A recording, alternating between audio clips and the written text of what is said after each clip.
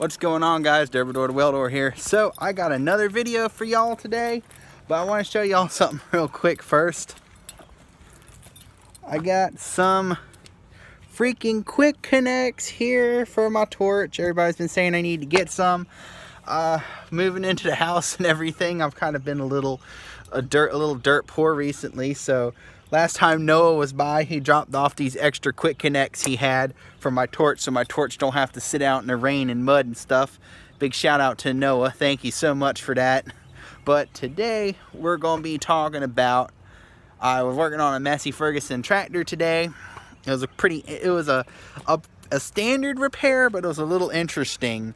There were some issues I ran across and a little troubleshooting I had to do and stuff to figure out what was going on, and found out I can still weld vertical up, barely. I can still weld vertical up with 7018. I just so happened to have my machine set on the wrong tap, but I still made it work regardless. And I'm sitting there scratching my head like, what the hell's going on? So I came back here and I did some testing. I'll show y'all that. This is my test piece right here. One of these. This is my vertical up right here, which ain't terrible considering. That's my vertical up stringer on one side, a vertical up stringer on the other, and a overhead stringer. Now, what I did with this machine was I had this thing sitting in this tap right here and set way too high over here. So apparently the higher the tap is, the more arc force it seems to have. So when you want it buttery smooth, use a lower tap. Higher tap has way more arc force on the low end than the other ones would. Like, for example, if I'm using this tap right here and I'm at 95 amps, it's going to have a stupid amount of arc force. However, that might be good for 6011s and whatnot. If I'm all the way over here, this is going to run your 7018s a lot better. And it took me a while to figure this out. Somebody mentioned it in the comments a while ago, and I just kind of forgot about it until recently and ran across this. So I'll show y'all my job today. So this is it. This is the Massey Ferguson tractor I was working on. You can see right there that piece of flat bar that goes down to the piece of tube or pipe or whatever that holds on the little disc spinners there. It broke. He hit a rock and it just split that thing right in half. So as you can see, because of those spinners there's not a lot of working room.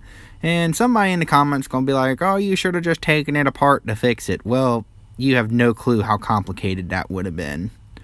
And I didn't want the liability of taking it apart and putting it back together. So as you can see, use some 6011s, put some tacks on the end after I got it all lined back up and everything.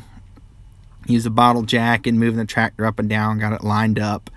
Got one tack on the middle back area, and it really wasn't a really good tack because after I started welding on the other side, it actually cracked. So because there's very little access, I'm having to use the gouging tip on the oxyacetylene torch. I'm doing a couple drive runs trying to figure out what'll work. And as you can see right there is not a lot of room to work in there because of that disc. It's making it very difficult. But eventually I figured something out that would work. Kind of just took my time, and there it is right there. That's the gouge. Pretty good for not being able to get in there. I used a Harbor Freight triangular file to file it out since you can't get a grinder in there. That's the first pass right there. In that there we go. There's two passes. There's three passes on the back side I grooved out, and two passes on the other side. Now you definitely need to invest in these bottle jacks, guys. They're a lifesaver on jobs like this. And that's the weld I was talking about right there. I was having all the issues with. Now, I really hadn't done a lot of stick welding off of that Champion Elite. I've been using it mainly as a power source for my Miller-Matic 211. If you follow me on Instagram, I've been doing a lot of aluminum recently.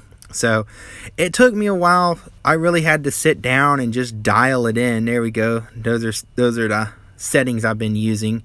just to dial it in, and got back home and got some much more acceptable vertical up welds. I hope this video helps you out with something. I hope you guys enjoyed it. If you like this video, please be sure to like and subscribe. And the poll that I did for the cast iron video, we will do that cast iron video. It is going to get done. It's coming. The cast iron video is on its way. All right, but it will happen. It's just right now work and stuff. I've been kind of busy, so hopefully I can get Noah down here and we can do that cast iron video for you guys, and it should be a really good video. So thank you guys for watching. You guys have a fantastic day.